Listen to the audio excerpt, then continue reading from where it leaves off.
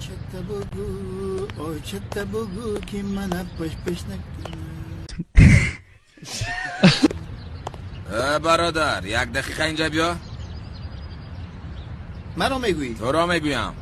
کلاغاوز سردار گفت که در پایش میخ زنید. کانی پایت را دراز کن. اکا شما بیعقلین؟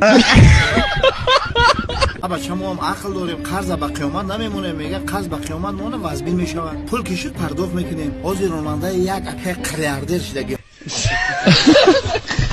مرا فیره میکنه. تو فکر کرده بیا تو رو بوسه. اکا من شیطان تشنه لای او میبرم میبرم. مسئله پول ما رو با من گذاشت. یعنی اجری حالا زمین را با پول فروختن میخواهد؟ نه با بوسا میفروشه. من بهترشی شکر وزنینی شما در گردنی من. باز میگویم سلام علیکم. شکر بپرو گشتن. تشکر. خیر. خدای خداوندا همین تک مشکلی که دیگه افشا نبینیم.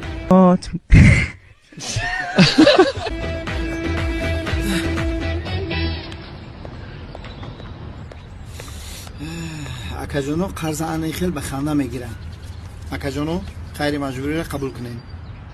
با سردارتون گوین که به سری من هر مرغه روان نکنن.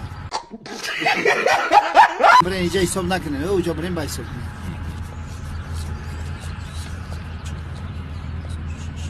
بیلسون که مونان در رو یک قرضدار به خودشون میزنن.